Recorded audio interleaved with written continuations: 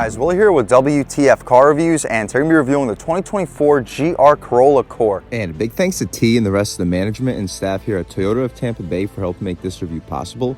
I'll leave a link to our inventory below, and if you're looking for a new car, SUV, or truck in the Tampa area, I would definitely recommend checking these guys out and ask for T. And for those of you guys who don't know, the GR Corolla is Toyota's hot hatch released last year for 2023, hosting a powerful turbocharged 3-cylinder, cranking out 300 horsepower and 273 pound-feet of torque, made it to a 6-speed manual transmission and torque distributing all-wheel drive system with standard 14-inch 4-piston front ventilated Brembos and 11.7-inch dual-piston rear ventilated Brembos. There are 3 trims available for the 2024 GR Corolla, ranging from the top $45,000 Circuit Edition down to the $36,000 Core, with a $40,000 Premium sitting in the middle. Here we are the Core with a $36,000 base price. What else do we get for that money?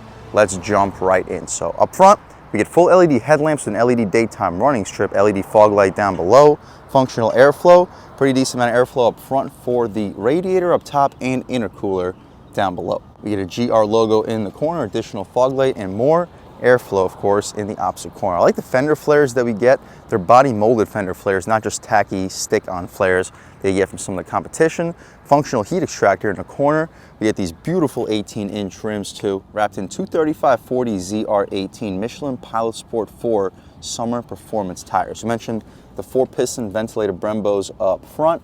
Hopefully you can pick up some of this tire compound, some of the stickiest in the business, especially with this all-wheel drive system. We mentioned the functional heat extractor, GR badge right next to it, black mirror cap, LED turn signal on it.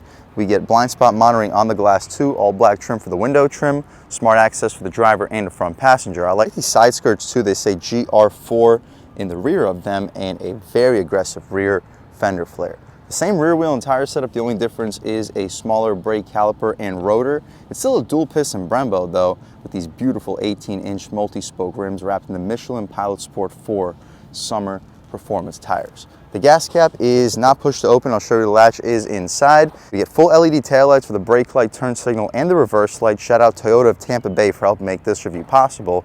GR Corolla logo in the corner. You get a 3-piece exhaust system. Definitely don't see this very frequently in the segment. But speaking of the exhaust, let's fire up this turbocharged 1.6 liter 3-cylinder, and here she sounds.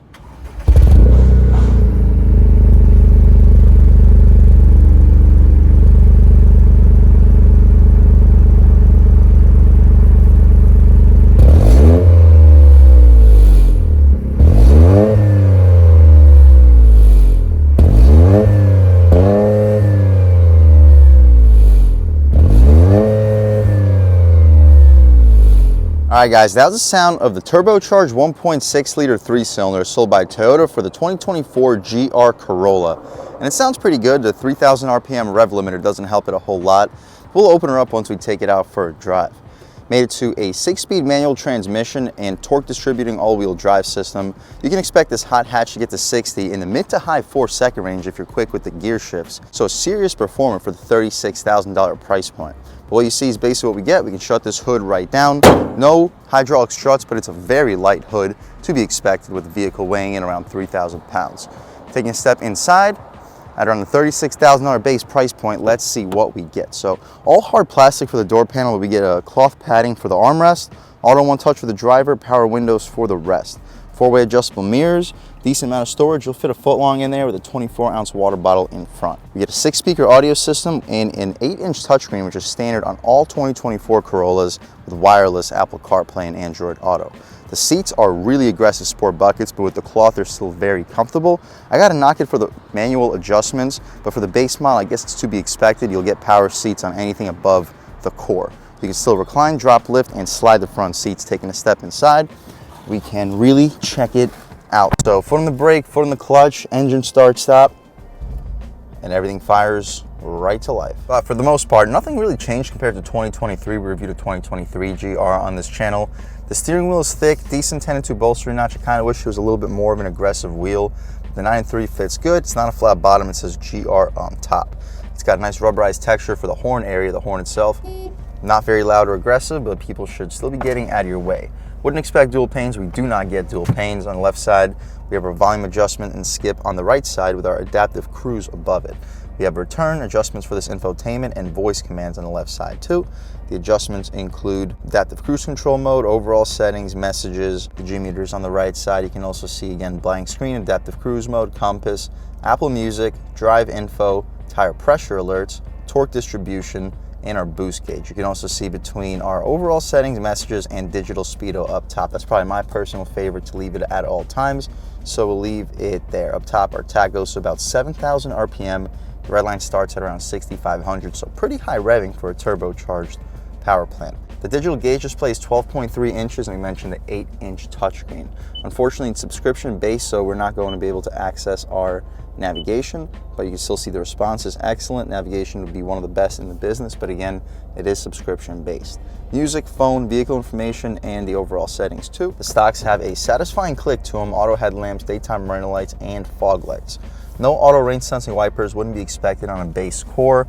Tilt and telescoping steering wheel, IMT, that's your active rev matching, heated windshield, odometer trip, auto high beams, and interior brightness. Hopefully you get a good look at the aluminum outline pedals. All hard plastic for the front part of the dashboard, where we get padding for the top. That's appreciated. Beneath the touchscreen, we get air vents and single zone auto climate control. Decent amount of storage down below too, and a USB-C port. Drive mode selector with the traction control button next to it. The drive modes include custom, sport, normal, and eco. We'll start the review off in sport, try out normal and eco towards the end and just see what the differences are. Shifter for the 6-speed manual transmission to access reverse. Foot on the brake, foot on the clutch, you lift this notchy thing up, push all the way to the left, push up, and here's reverse. We get guidance lines, no trajectory. The resolution's okay. It's not the best in the business, it's not the worst. Back in neutral, parking brake is up, let go of the clutch. We have our track mode over here too. Just press it. Now we're in track mode. As you see, you can also adjust between 30-70 distribution, 60-40, or track.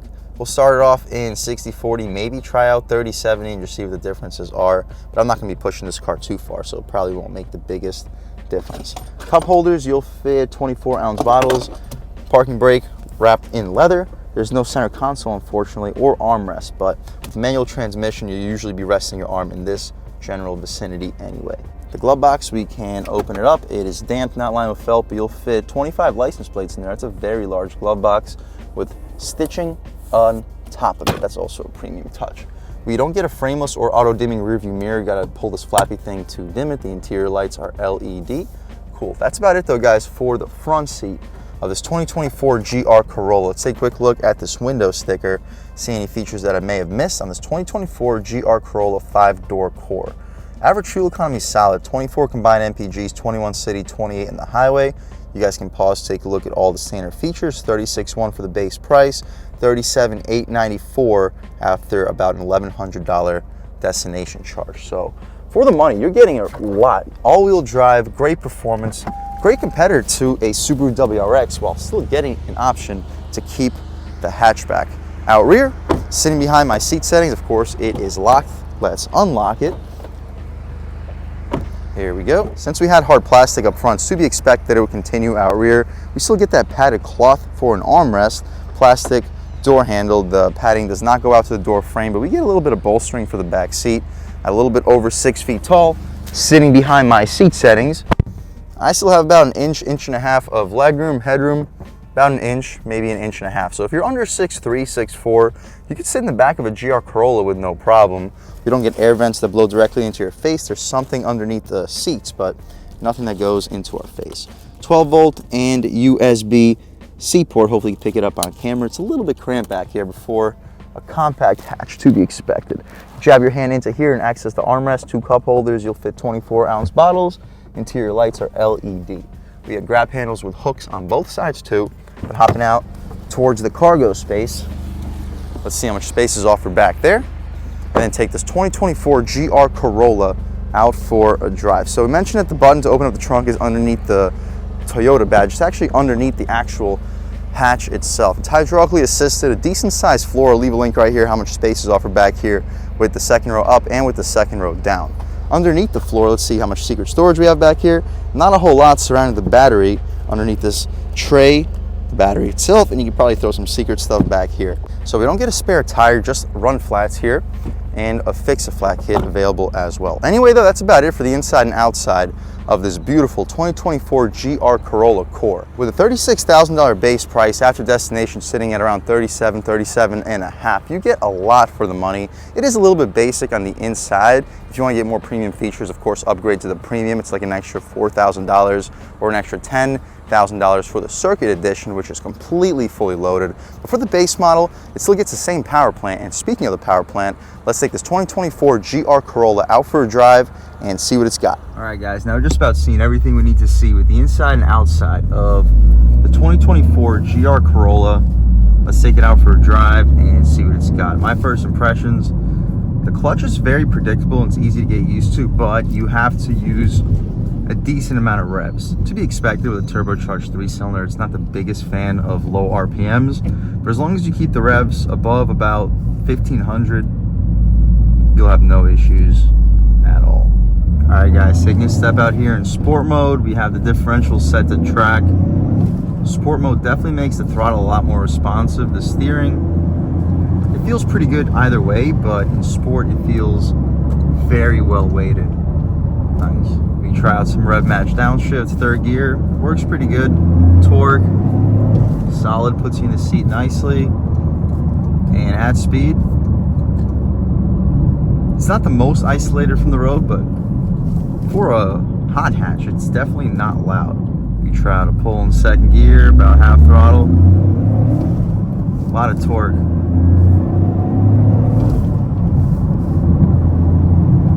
In sport mode, the throttle is really nice and responsive. Again, rev match, try out second gear. Sharp, throw it in a little quicker than we should.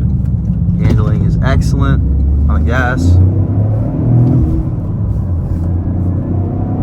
Very responsive, guys. This thing is quick. All right, guys, we can start one off in first gear, lean into it on the gas. Good pull.